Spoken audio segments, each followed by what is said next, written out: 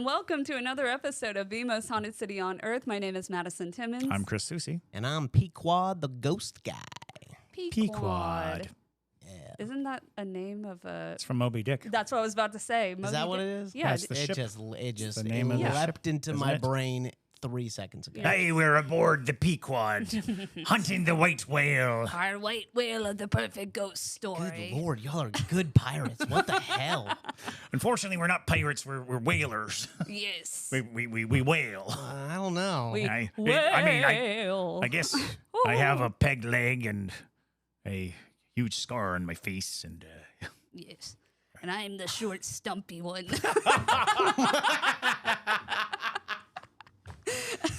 Oh, shoot.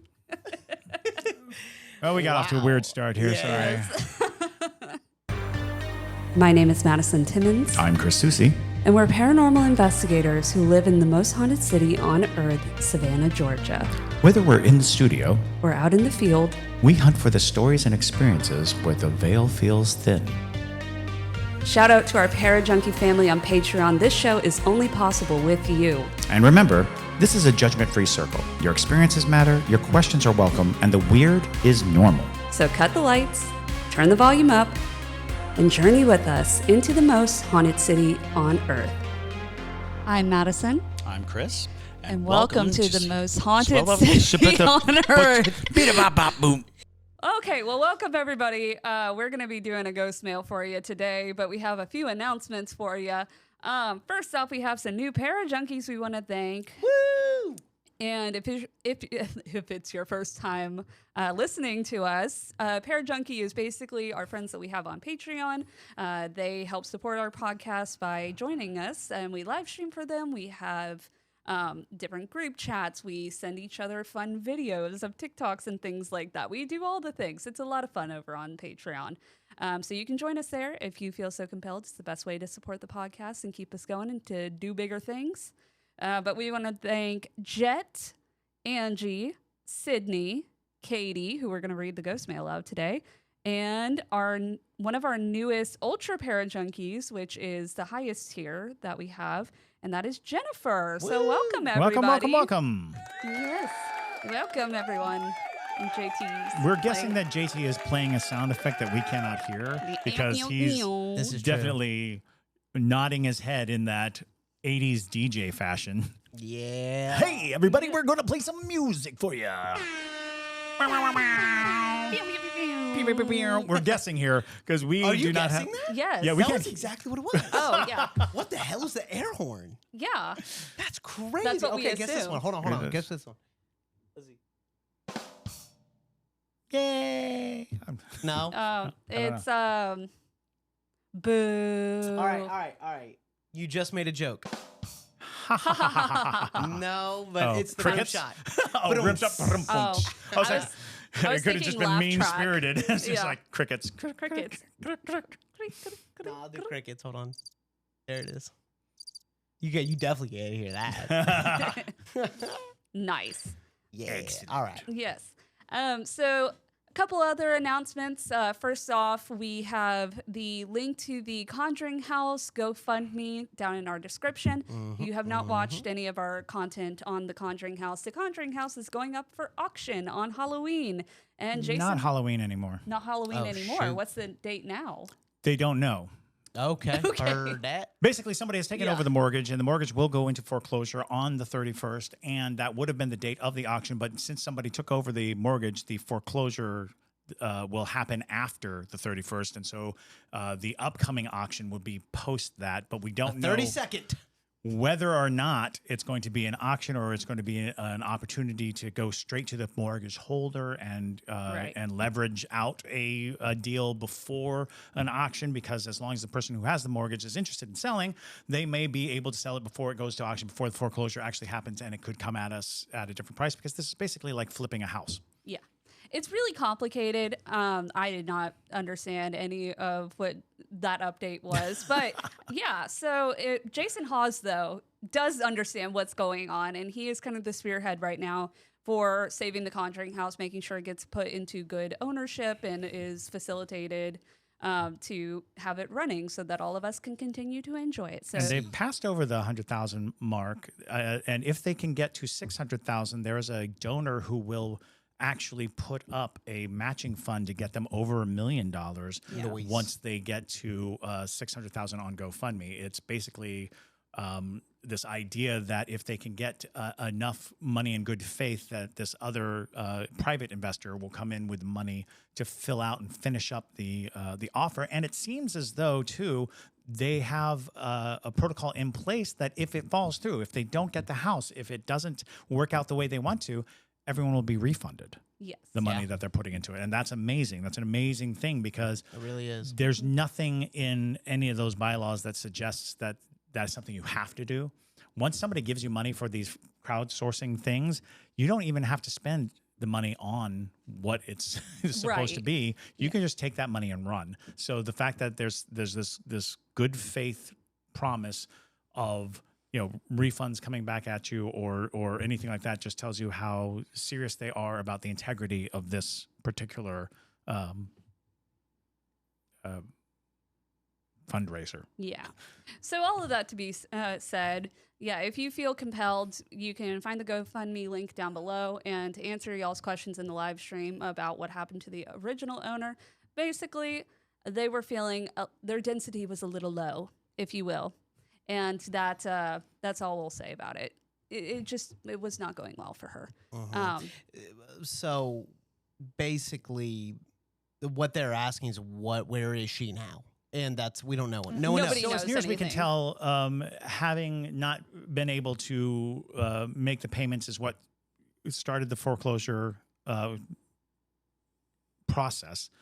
Someone did come in and take over the mortgage. So I think someone else is holding the mortgage now. However, the mortgage will more than likely not be paid off in time, but somebody did take over the mortgage, which is why I think it's not going to be auctioned on the 31st. It's going to be reevaluated on the 31st. And just real fast, low density, like the reason she said that, we have thousands of listeners. I'm sure they did not everyone knows what that means. So low density, she just called people low density. That wasn't Madison calling her low density. Yeah, that was her favorite thing to call people as an Trying insult. not to get us canceled. Yeah, All right, let's thank go you. for it. Okay. Yeah. If you're an OG, you remember You're the an OG. drama. But yes. Okay. So other than that, last announcement, something that is happening on Halloween here at the Savannah Paranormal Museum, we are having an event that you can go to. Chris, would you like to explain? We're calling it Midnight Methods, and it is basically where we try to explore all the different types of techniques that people use during paranormal investigations. We're going to be doing the Estes method. We're going to have Brian and Jen Byers of the Savannah Psychics doing some automatic writing. We're going to be using a lot of the tools and equipments that are not as widely used, and we're going to be giving people the opportunity to see how to utilize these things in an investigation type setting. And this is going to happen on Halloween night from 9 to 11. And it is just kind of a nice time to be in the museum on the very night when the veil is the thinnest. Heck yeah. Swell. Looking forward to whatever hijinks and mayhem may occur. Yes. All right. Let's hope I don't get attacked. So let's hope. Yeah. All right. That sounds good. Let's jump into some ghost mail. Awesome. Ghostmail. Ghostmail. And if you have ghost mail, you can send it to ghostmail at hauntedcitypodcast.com. we love it when you do it. Every Yes. time it comes in, we cheer. Woohoo. Just like this. Hold on, it's almost over. Okay. Why is there so much cheering? Here we go. All right, good stuff. Who are all those people? Very excited. But all right, now that we're ready to get into it, our first story comes from our newest para junkie, Katie. And this was entitled My Spooky Times. Hey guys, I've been wanting to send in my experiences, but I am chronically behind on the episodes. My sister, one of the OG para junkies, Corrine Denny. Oh, Yeah. nice. Very nice. I knew the last name looked familiar when your name Yay. came through. We really are a family up in here. That's awesome. Yes. So Karina actually turned me on to your podcast, and I absolutely adore it. I just listened to the February 10th, 2023 Ghostmail episode, and you read my sister's stories. Yeah. And in parentheses, Karine, this is a message from your sister. which she neglected to tell me. Way to go, you scrub. Heart emoji. Why did this just turn into John Breaks Bad News? This is John Breaks Bad News. And your sister Katie has told me to tell you that you are a scrub. That's legendary. And I figured now is the time. Unfortunately, I am more long-winded than she is, so this will probably be long enough for you to want to gouge your eyes out. I'm not sorry. LOL. Reese. Oh, good. I love that. So I believe I have always been a little sensitive, or I used to be. My experiences have been almost non-existent the past few years, and I'm really bummed about it. I was always able to feel how others were feeling, and I have always been open to and fascinated by the paranormal. I miss having that, but I can relive them here, I suppose. I have 3 stories that took place in my late teens at a friend's house when I lived in California, and 2 stories while living in Texas, though those are much less involved. Here we go. Picture it. It's 2014 in a little suburb town where not much happens. It's the age of Iggy Azalea, Nicki Minaj, and T Swift was telling us all to shake it off. This is we're really painting a picture. I'm seeing Chevron, visions of Chevron and teal. That's so funny. I had a group of friends that I constantly spent time with, and we had all just graduated high school the summer before. I was in my first semester of community college and only attending part-time. Myself and roughly 4 other friends were at another friend's house along with her younger sister. In all, there was about 6 of us. I had to get up early with the younger sister because I had to take my 2 sisters to school, and I offered a ride to my friend's sister because she went to the same school as my sisters. She and I left. We picked up my sisters, and I dropped them all off before returning to my friend's house as I had time before I had to leave. I have to point out that the sister and I left the house at the same time as both of her parents left for work. When I got back, I checked on my friends, and they were all still asleep. It was just her dogs and I hanging out in the living room quietly. The living room sat off the hallway via another short hallway. The 2 hallways formed a T, and I was sitting right at the base of said T. Looking into the hallway, I was scrolling on my phone when it happened. I don't know if the dogs alerted me or if I felt something was off, but I looked up and started to hear footsteps. They sounded heavy, like when a full-grown man wears thick work boots and stomps around on the hardwood floor. I thought it was just hearing things, but I could distinctly hear the footsteps go from where the front door was, right side of the top of the T, across the hall and into my field of vision, and continue towards the top right side of the T, toward the back of the house. The dogs had also moved closer and moved their heads, as if they were watching whatever was there walk across the hallway. I immediately noped out of there and went to school early. When I told my friends about it later that day, they said they had had weird things happening in the house since they moved in. I thought it was spooky and cool, but thought nothing more of it. A few months later, in the summer, we were all hanging out again and acting like kids again, playing hide and seek in the dark outside. The house next to my friend's house had been abandoned for quite some time, so my friend and I decided to hide in the side yard of the neighboring house, right behind the fence and next to my friend's house. I was right behind the gate itself, tucked between it and the tall wooden fence it was connected to, and my friend was right behind me. I moved as far in as I could so she could hide with me and not be seen. I sat there for several minutes peeking through the wooden slats to see if I would be able to make a run for the tree in the front yard that was our designated safety zone. While still contemplating my moves, my friend started breathing loudly. I did not look back, but I whispered something along the lines of, "Shut up or they'll find us." The breathing didn't stop, and it in fact seemed as if she leaned in closer to me because I could feel the breath on my neck. That's disgusting. I hate that for you. The hairs on my neck stood up, and I turned around to scold my friend again, but she wasn't there. Ooh. And I could still hear the breathing. I ran so fast, and one of our other friends went to tag me, and I said I was done, and I wanted to know where my friend was. She said she had left my side shortly after we had hidden away, and she had been across the street the entire time. I relayed my tale and went inside for the rest of the night.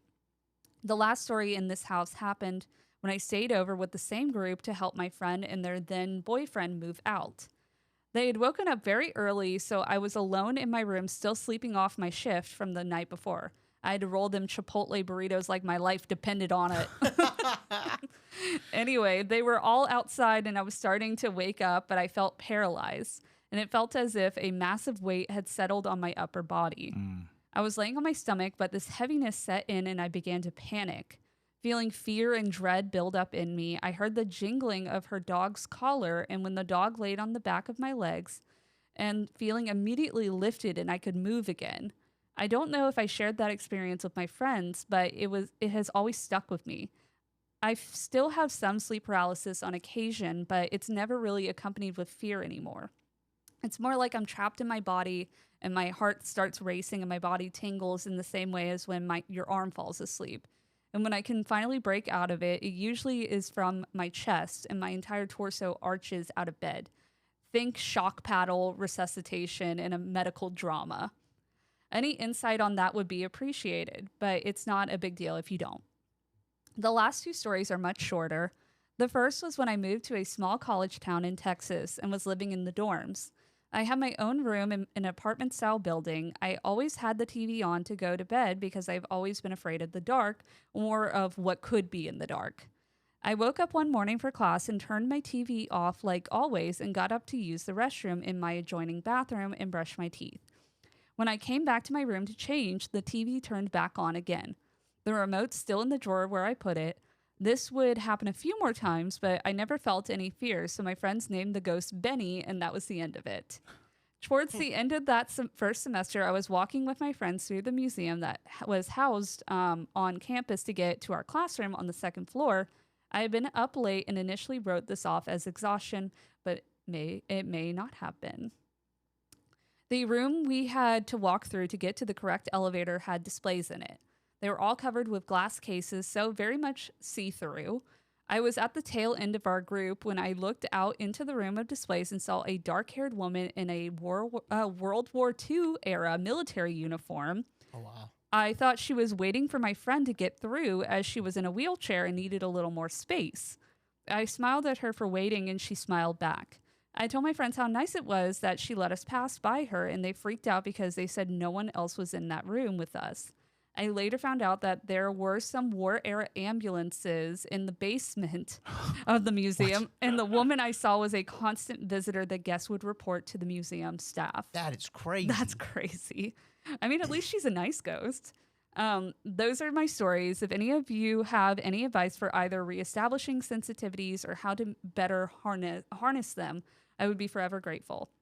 Thanks so much for reading my stories. Make good choices and stay spooky. Yay. Wow. Thank you, That's Katie. quite a letter. Yes. Thank you so much. I'm going to go ahead and tell you that I am hearing crazy stuff over here. Really? There's something going on. Yeah, I behind us. saw you like. It's like when a bug is like hitting the roof when there's a light. Yeah.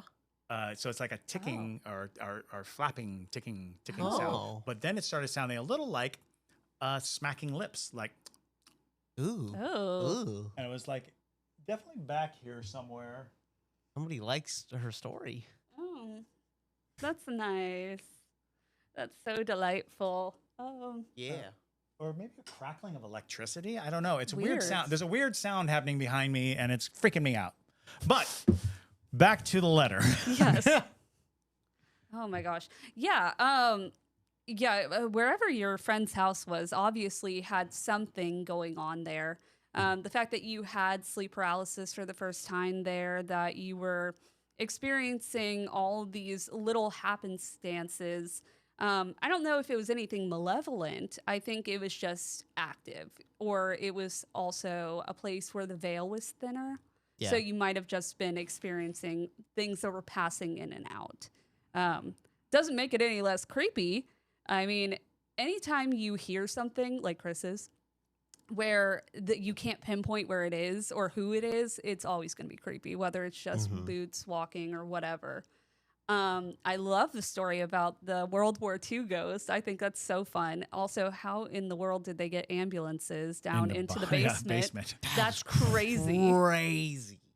Yeah, it's but honestly, to answer your question of trying to become more sensitive again, I think a really good way is just seeing doing some kind of self-analyzation of what could be holding you back from having these experiences, whether that is a subconscious fear of seeing something or, just doubting what you have seen. Because personally, I believe everything you saw. None of it's sensationalized at all, and you would have no reason to necessarily sensationalize these. So I think, just trusting if you do see something, you can give yourself a little grace to believe it. It's not, you don't have to immediately bog down your story and be like, oh, maybe it was nothing, if you don't want to.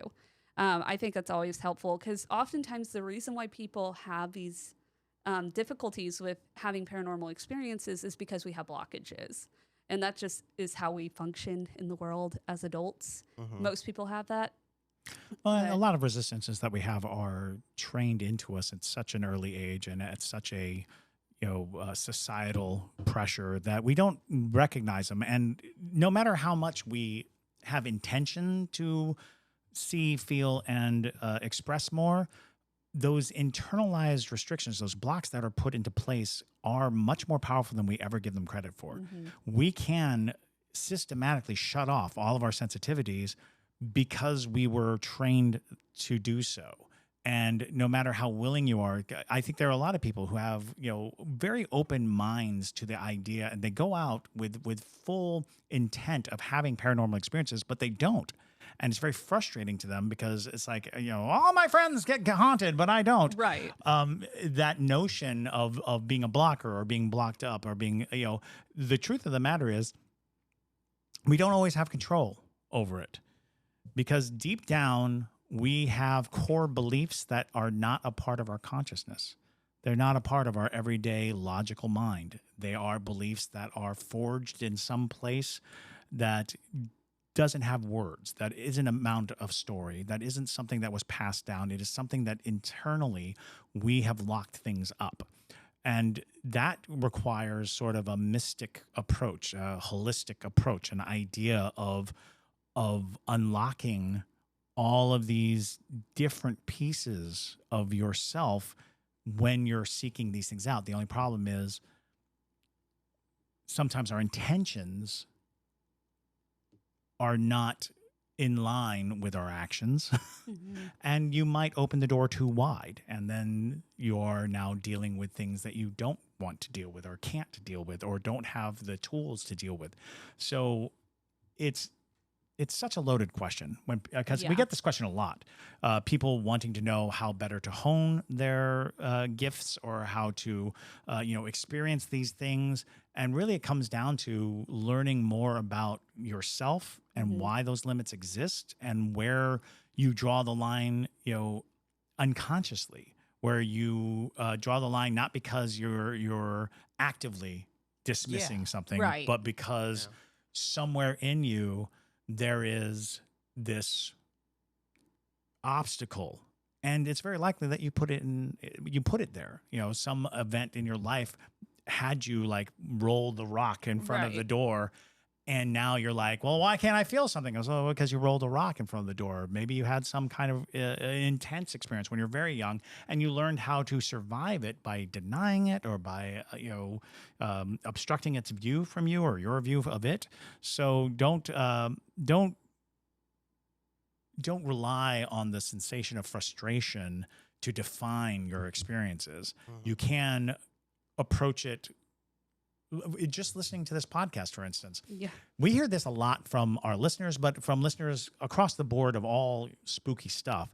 The more that they listen to spooky stuff, the more they start to have experiences. When people are listening to these things, because they are opening their minds through listening to other people's, like these ghost mails are a wonderful tool for people to slowly entertain the idea. And it's a deep entertainment. It's something beyond their conscious mind. Because you can't just flick a switch and suddenly you have it. You have to kind of coax yourself into a position of awareness. So, try not to be frustrated when dealing with paranormal, perception. Our perception is so finely tuned and has so many components that we have no control over. But you can break through it, or you can adjust it. Yeah, that's a great point. And I can tell you, I hear it so much that people start having experiences who have never had these experiences before. I just did a yoga trauma sensitive training at the beginning of October. And one of the women who were in the workshop, she was mentioning how she was listening to Two Girls, One Ghost. And she's like, I don't know why, but ever since I've started listening to this podcast, I start seeing weird things. And I was like, yeah, that happens. And so It absolutely does. And that's just one instance this month. It happens a lot. But There was a movie called Stir of Echoes with Kevin Bacon. And in that movie, he gets hypnotized. Yeah, I know it. Yeah, he gets hypnotized, and when he's hypnotized, some switch is turned off, and he can suddenly see a spirit. And I think that has a lot to do with the idea that there's some unconscious thing, right, that when the switch is flipped, it can definitely give us a whole new view on the universe. And another good recommendation is with the blockages, and honestly just to better yourself in general and get to know yourself better, they make journals and workbooks and stuff for shadow work. Shadow work is basically just like dragging out the darker sides of yourself, your shadowy sides that we don't always want to acknowledge, but we probably should. And sometimes that'll help you realize different blockages that you have, and maybe doing things like that can help steer you towards, being a little bit more perceptive. Madhavi also said attending classes regarding these things can help. Oh, absolutely. So yeah, reach out to your local metaphysical shop. A lot of people host workshops and things like that. But yeah, thank you so much, Katie, for sending in your stories. And thank you, Corrine, for telling your sister about us. We appreciate it. So our next one is from Betty. And this was titled Old Fashioned Haunty House Ghostmail. Haunty House. We love the good old fashioned Haunty House Ghostmail. You know them Haunty House. Haunty House. Oh, pickles. Oh. But, all right. So it starts with, I'm going to start with the prerequisite apology about this being long, but you said you love long stories. We do indeed. I like details. I like being mansplained when it comes to your paranormal experiences. I want to know everything. But I hope this is interesting enough for a live read. Well, here we are. It's an old-fashioned haunted house story, and it's kind of weird. I haven't thought about it in more than 30 years. As a matter of fact, I never told anyone this. I recently learned that my cousin, we'll call her Bunny, had passed away, and I remembered, oh yeah, I went to stay with her in that haunted house. Oh my God, I spent a summer in a haunted house. How do you forget that, in all caps? How interesting, because it seems like this is going to play right into the last. Absolutely. And if you're new here, we literally just pull these stories as they come in. So these are not curated to go in a certain order at all. So if this does play into it, that's a weird coincidence that happens often on the show. But let me set the scene as well as memory will let me. I've forgotten minute details, and I don't even remember the name of the town this was in. I lived in Oklahoma City with my mom, and it was the mid-'80s. I was about 14 at the time of the story, and it was summertime. My cousin Bunny was all of 17, pregnant, and had been thrown out of her mother's house. Good Lord. Oh, I feel so sorry for her. Her boyfriend, who we'll call Josh, was 20 years old. It was a different time, y'all. And couch surfing while working in construction. Josh's dad was a house flipper before flipping became a thing in the 90s. There was one house we hadn't been able to flip. He'd bought it for $5,000, and because it was so far out in the boonies, he couldn't stay on top of contractors to finish the place. Plus, it was weird. Valid. And haunty. And haunted. Ooh. Haunty. It was an old farmhouse that had been added on until it became an L shape. There were neighbors, but you could easily drive 5 or 10 minutes down the road before you found one. Pretty remote. The former owner had a thing for coaxial cable and phone line. Okay. Okay, heard that. To each their own. Yeah, you might think he was a visionary who foresaw the coming of cable TV and the internet, but no. He literally wove cable and phone line through the plaster and lath like it was string, poking a hole, threading it through the wall, poking another hole, and bringing it out or dropping it down between the wall into the next level of the house. That sounds like a fire hazard. Good Lord. A bit. A little bit. Also, real fast, the writer's name, the author's name is Betty, correct? Betty, you just created a new Junkie chat because we're gonna have Haunty, where we Haunty can House. share paranormal tea. Ooh, I like Right? that. I like Haunty. it. Haunty. Haunty. Yes. That's. Did you thank see what for that ghost was wearing? Oh Ugh. my God. abysmal. All right. I love it. Yes, Okay. Well, fantastic. Betty, you're making a mark on the show. Truly. Truly. Okay. There were no boxes to plug a phone or your cable into, just the end of the wire poking out every now and again, or diving back into the wall like a snake to bore its way through the house and emerge into another room. It made no sense. It really didn't. It does not make any sense. But Josh's dad told them if they went out to his podunk town, they could live there and he'd give them the material to fix up the house. They, mostly Josh, would do the work, and when they sell the house, they could have all the profit beyond the materials and the $5,000 he paid for the house. That money would get them a little house in a little Oklahoma town. Only problem was Josh had to work full-time at his job, which was pretty far from the podunk town, and Bunny wasn't having an easy pregnancy. There were lots of doctor's bills, so of course, let's send her 14-year-old cousin to look after her. Perfect. Plus, my mom wanted to go to New Orleans. It was the 80s. I'm lucky she didn't just leave me alone. So off I went to stay with Bunny while Josh worked his ass off all week on the construction job, stayed at the job site to earn extra money as the night security guy, then came home on the weekend to remodel the farmhouse, which was haunted as all get out. Of course. Of course it Perfect. was. And so I spent 6 weeks in that house. I have 6 experiences to tell you about. One for each week. Yes. All right. Perfect. The ghosts were organized. I will tell you the occurrences in order. The first one happened the first night, but I didn't think of it as paranormal at the time.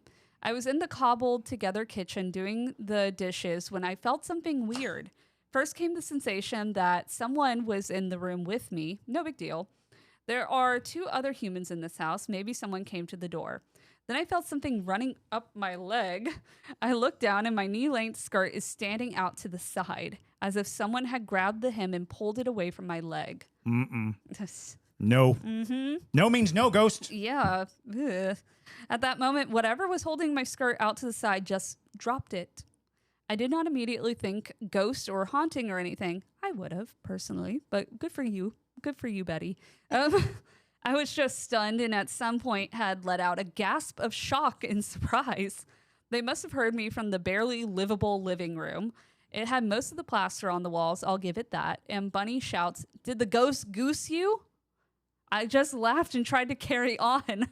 I didn't think much of it other than that was weird. I'd be like, Bunny, what the hell do you mean? What do you know? The ghost goose you? Like, It's so commonplace that she's like, ha ha, ha ha ha ha. I'd be like, you better start speaking. Yeah, it was weird, is what she said. So the first weekend that Josh is back to work on the house, he asked me to go up in the attic with him and hold a flashlight. He planned on making the attic a bedroom suite. There was no electricity up there, no lights, and all the cable and phone lines shenanigans began up there. He was going to try and pull it all up like pulling thread out of a sweater. Up I go, happy to help, but there are about 15 giant windows up there. It wasn't dark. After a while of not having to hold a flashlight, I wandered over to a window and did some pensive gazing. Yes. Cinematic. Again, I felt that sense of someone else being there. It felt like they were right beside me, and I hear an urgent voice right in my ear that said, "Elizabeth, turn around." I spun on my heel, forgetting that my name wasn't Elizabeth, and also finding myself so scared that I was mad. I shouted, "What?" Meanwhile, Josh is all the way across the room on his heels, pulling up wire. He looked at me with an all-too-knowing look, then asked, "Did you hear something?" Why are they being so nonchalant about this? Like, I feel like I imagine there's an amount of ghostly activity that finally just breaks you. And you're just like, fine, there's a ghost. Yeah. All right. Did ghost goose you? All right. Okay. He does that. Every once in a while. Start wearing pants, for Christ's sake. That'll do it. I wasn't up there to hold the unnecessary flashlight. I think it was because he was scared to be alone in the attic. He said he never heard voices exactly, but he did hear dragging and felt movement across the floorboard when he sat on them, like someone was moving furniture. Disturbing. Sometimes he heard humming or what might be singing, footsteps and the sound of clothing rustling, or the occasional cough, just enough to unsettle him. He asked me not to say anything to Bunny, who was terrified of ghosts. Plus, she didn't need more stress. I agreed. I don't remember exactly how I felt at having a second experience, but things continued to escalate, and I remember the following instances clearly. I did a lot of fetch and carry for Bunny because the house was large and a few usable rooms were far apart from each other. One day, I'm upstairs in the L wing where the bedrooms were in what is commonly called a trunk room, a long, narrow room, just a glorified closet where they would store, you guessed it, trunks. This room was in very good shape, completely painted and drywalled, and they were storing the few baby things they had, including some old dolls. Yes, weird, nasty old dolls with those porcelain heads. I told you this was a Haunty House story. It is a Haunty House. Walking past this room on the way to Bunny's bedroom, I heard, or rather refused to hear, a whisper. My response was, "Here you go, JT, it's your moment." Hell nah. Oh.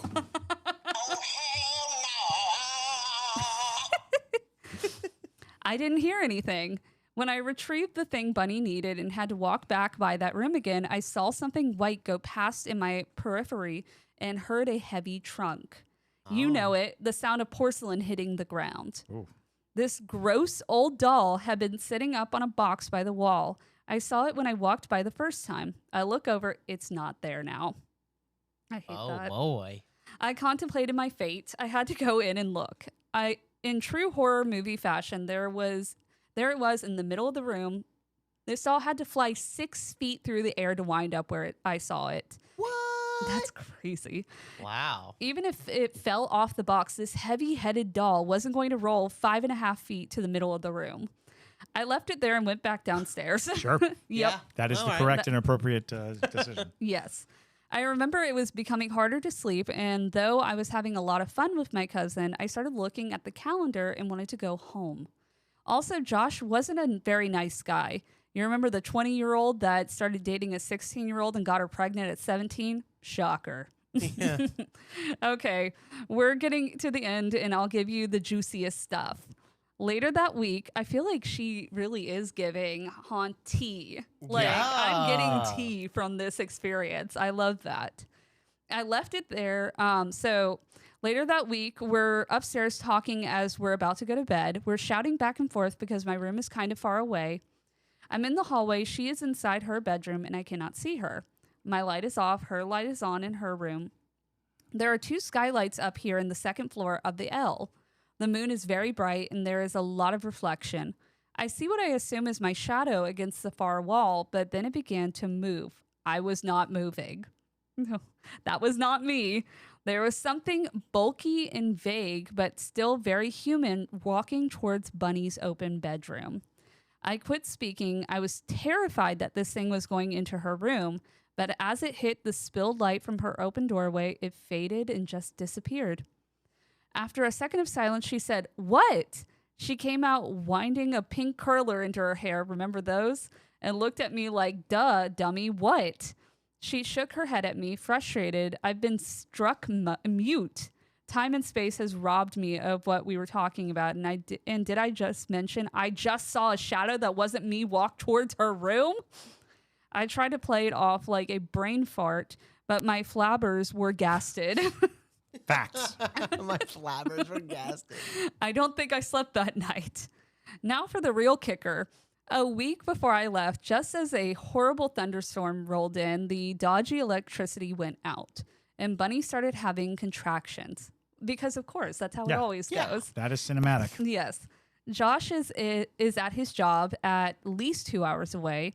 We have a car, but I can't drive. I can't remember who we called, who told us what, but the idea was to walk off the pain, time the contractions, and call for an ambulance when certain parameters were met. But no one thought the baby was coming this early. She was 7 months. Or they hoped it wasn't. Here we are, 2 teenagers, one with an iffy, troublesome pregnancy, and everybody's like, you'll be fine. How did we make it through that decade? Long and short, no one was coming to help us. Cut to me and Bunny walking around the main staircase, her holding her tummy, the dark occasionally lit from above by the flashes of lightning through the skylight. We come around the staircase for the umpteenth time, lightning flashes, and at the end of the hall, we see a man. Ooh. Or the shape of a man. We see something. We both freeze. It's just a dark figure, but what struck me was that he wasn't American, and he wasn't like the shape in the L that disappeared in the light of Bunny's room. His silhouette was sharp and was more Regency/English/European. I remember the cut of his coat. His pants were definitely breeches. One arm was akimbo at his hip or at his waist. Then the light in the barely livable living room came back on and the man disappeared. I wish I could say the light revealed that it was just a hat stand, but there was no hat stand. No cutout, no open door with a weird shape. 1 minute, a man stood there, big as Billy B. Frigged. One hand popped on his hip, and then when the light came on, poof, he was gone. I was slick with sweat and freezing cold at the same time. I looked at Bunny, and she looked at me, and I think she screamed. We both saw it. Well, that cured her preemptive labor. I can't believe she didn't pop the kid out instead, but maybe there is a separate God for children. We practically crawled upstairs and slept in her room with the light on. I'll also thank God for the dodgy electricity coming back on, or I'd slept in the car. Bunny asked me not to say anything to Josh because he was scared of ghosts.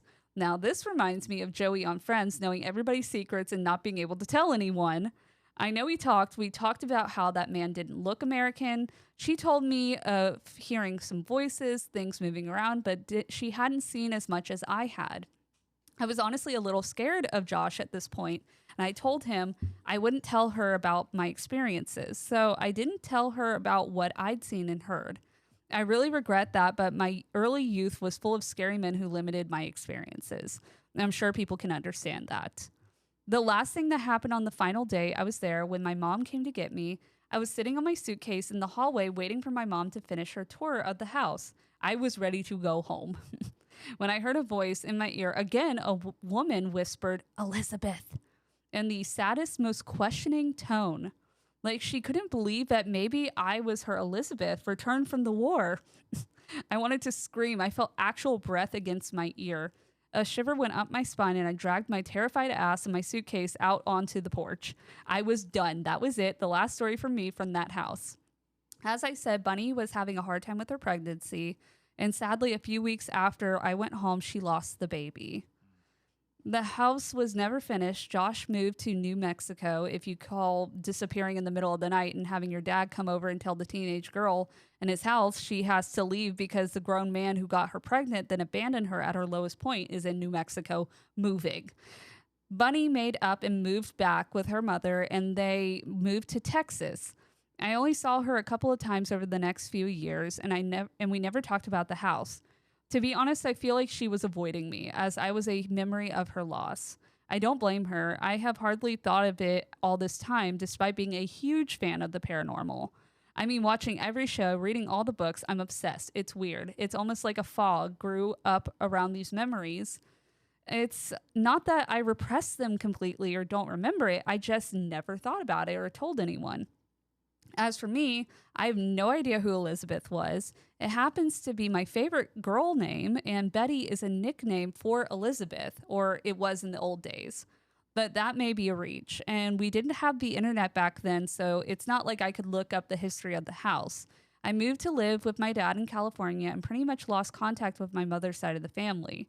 I only feel right talking about this because Bunny has passed, and so has my connection to anyone that would be unhappy with me for writing into a podcast about it.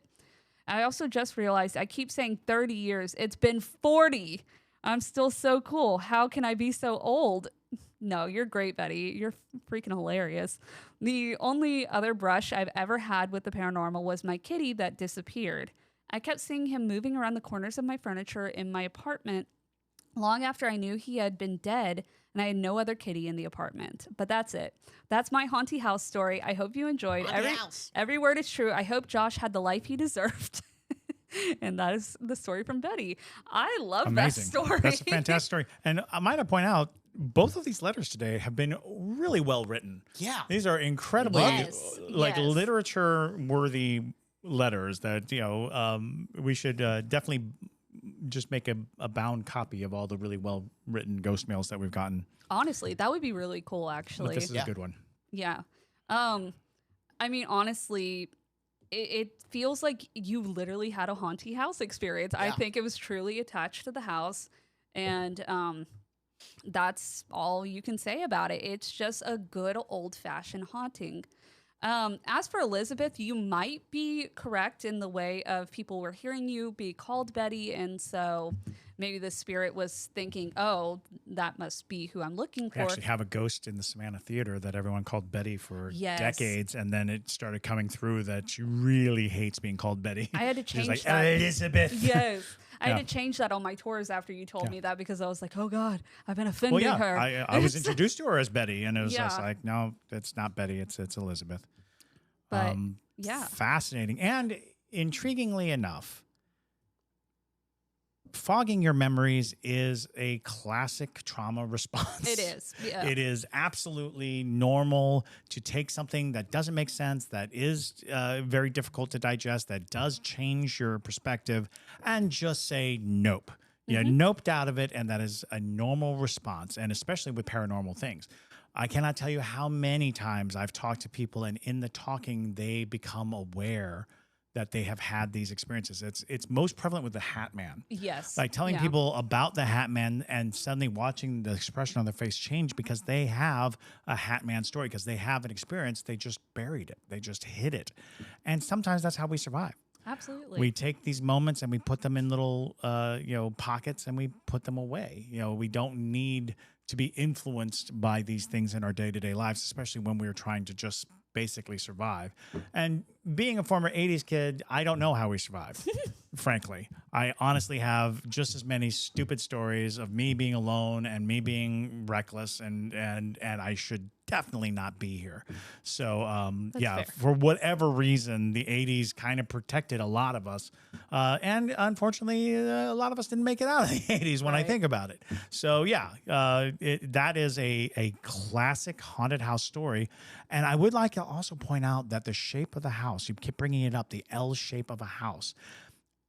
I think there are certain haunted modifications to the layouts of houses. And I do think that a right angle house, a house that is built in a right angle, has the kind of makeup for energy to bounce around in a very specific pattern. Because isn't Mark McCullough's house kind of like that? It is kind of in a weird sort of way. It's weird because the more you think about like renovations and add-ons too, the fact that they added on into that shape is a big part of it too. But I'm endlessly intrigued by the idea of a Regency European in Oklahoma, in the boonies of Oklahoma. Yeah. That story sounds very intriguing to me simply because I can't put who that might be or why that might be there or why it would be in that specific podunk kind of out of the way place. He could have been attached to one of those terrifying dolls or something. Could have been one of the dolls or some artifact or some, hitchhiked with somebody that ended up there. Who knows? Yeah. And don't worry, Betty. All the parrot junkies in the comments say that they survived the 80s as well. So you're all trauma bonded for life by a decade. But yeah, honestly, fantastic. And to be honest, Betty, you should write a book about this story. I think that would Absolutely. be phenomenal. And I feel like you have enough interesting stuff because I also think one of the most compelling things about this story is that it was brought to your mind by the death of this woman. Mm-hmm. When she died, you were brought back to this place in your life and these events in your life. And I think that that could have well been Bunny's spirit as well, kind of seeking out some kind of recognition for the kinds of pains and the kinds of sufferings and the kinds of avenues that her life had gone down. So good on you. Yeah. Well, thank y'all so much for sending in your ghost stories. These were fantastic stories. And like Chris said, very well written. But yes, like we said at the beginning, if you have a ghost story you would like to share with us, you can send it to ghostmail@hauntedcitypodcast.com. But that is all we have for you today. And my name is Madison Timmons. I'm Chris Susi. And stay spooky, y'all.